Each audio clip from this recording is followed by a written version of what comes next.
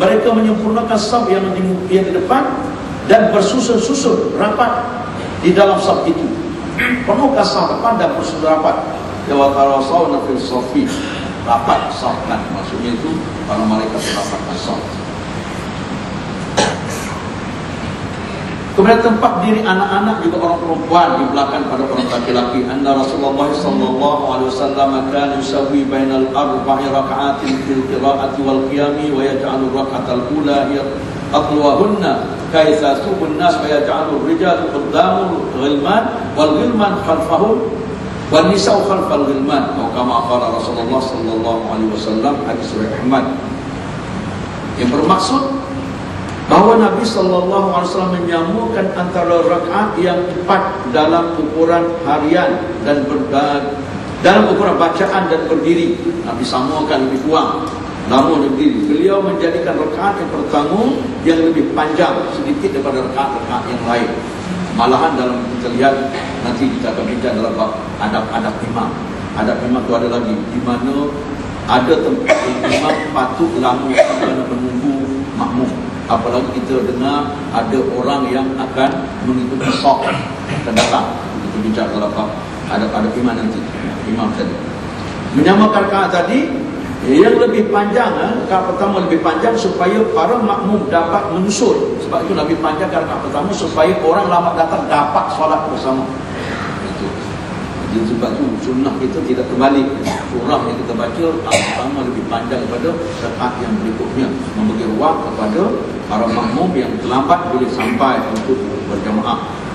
Baginda letakkan orang lelaki di depan anak-anak, mana belakang Nabi itu laki-laki, sedangkan anak-anak di belakang mereka, di belakang orang lelaki, di belakang anak-anak baru orang-orang perempuan. Alhamdulillah, saya tengok nanti kita ni cantiklah susunan. Di depan belah sana, di belakang orang lelaki. Ada setengah tempat terpaksa kena buat macam mana waktu design masjid itu masalah, sehingga yang orang perempuan berada di samping. Itu kerana design lah pada masa itu mereka bentuk tu arkiteknya, atau yang ditambah ada satu sosok ini ditambah kemudian sampai-sampai kalau lihat dari segi pendapat ulama Syafi'i, mungkin solat berjamaahnya tidak sah kerana ada sebahagian makmum berada di depan yang terpaksa membelakangi imam kalau nak beri tempat makmum. Saya jumpa dengan terpaksa minta maaf, saya tanya waktu saudara tambah bangunan ni ada bincang dengan siapa tak? Dari segi kenapa Ustaz, taklah kita nak buat rumah ibadah, tempat solat, mesti kena fikir keutamaan dia sah tidak solat, atau kalau boleh afdal tidak solat. Bukan sekadar kita tambah ada ruang kosong saja, ya kan? Kita nak lihat di sudut itu, nah kami buat itu ya. Kalau itu lebih baik kalau kita buat sedikit renovation, kalau ada peruntukan atau ada perlahan tak, sebab akan terjadi benda-benda seperti ini. Saya tu nak bincang seluruh ada kursi dia apa semua dengan elok-elok dah tanya.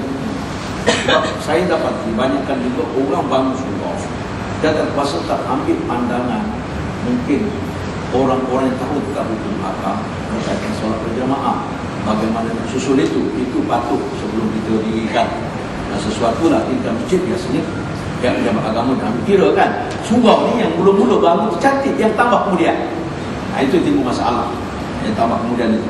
Allah besar. Alhamdulillah.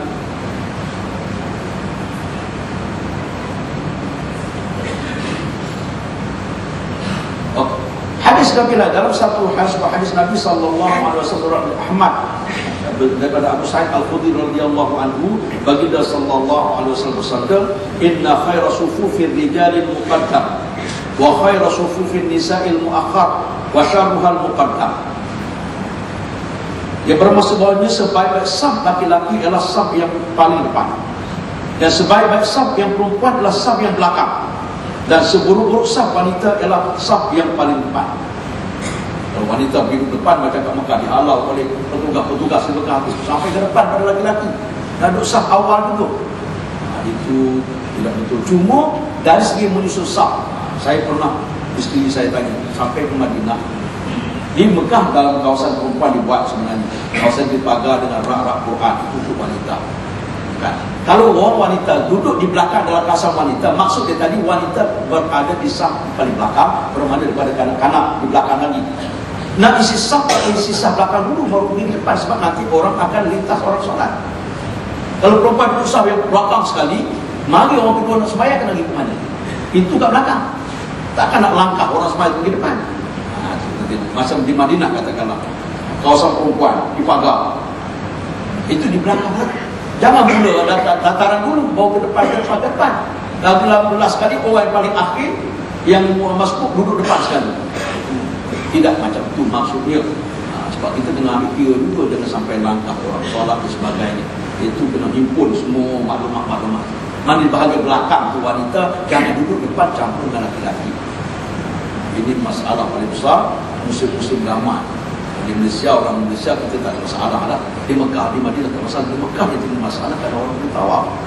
Tawaf laki-laki bersama dengan perempuan tidak dipisahkan, sebab itu haram dan itu siapa pergi bersama dia. Apabila solat, mereka solat juga di depan, tidak mau ke belakang. Malahan banyak kalau hari-hari Jumaat apa semua, saya terpaksa banyak beri peringatan kepada jemaah haji kita. Sebab jemaah haji Malaysia ni dalam masa seminggu dia selamat lagi, masuk minggu kedua dia mula tiru orang. Itu masalah paling besar. Apabila dia tiru orang, dia duduk depan. Sampai-sampai saya pernah ambil gambar daripada belakang lah. Tempatnya lapang, kosong, waktu subuh. Jemaah haji laki-laki, suami isteri duduk rapat-rapat berdua, macam duduk di taman dulu. Saya tu naik kebetulan subuh, waktu subuh, di atas subuh, atas bumbung.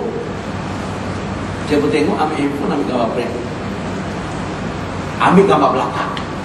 Tujuan saya nak tunjuk pada jemaah dia datang, jangan buat seperti ini. Kalau gambar depan kita tenang, pasal nampak muka orang. Di belakang tak ada kita tenang, tak tahu siapa kan, campur serang tu. Allah itu sabar.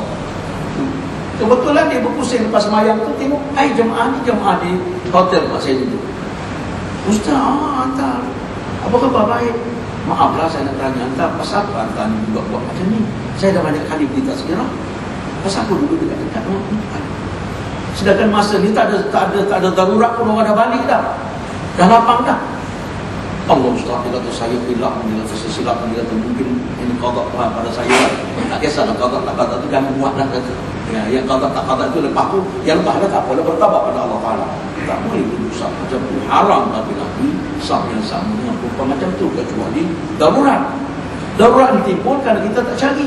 Kerana kita tak cari. Contoh, saya pernah satu masa di Masjidil Haram hari Jumaat, sembahyang atas dataran dan kita pergi nampak Allah Akbar, laki-laki semua ni dalam masa sekejap tengah sembahyang sunat, tak berhenti lagi, datang perempuan semua sekeliling, perempuan semua, tinggal kita 3 orang laki-laki kat tengah-tengah. Nak lompat lagi tak boleh dah. Dan Allah itu katakan itu lagi. Okey, alhamdulillah. Keutamaan pada saf pertama, salah satu hadis Nabi sallallahu alaihi wasallam, "Lau ya'lamun nasu ma fil nida'i was-saffil awwal, thumma lam yajidu illa yastahimu lastahimu." Atau kama qala Rasulullah sallallahu alaihi wasallam, hadis riwayat Bukhari dan Muslim. Lau ya'lamun nasu, jika manusia tahu ma fil nida'i, apa pahala yang Allah Taala akan beri pada orang yang menjadi bilal, an-nida, seruan, was-saffil awwal, dan duduk di saf awal.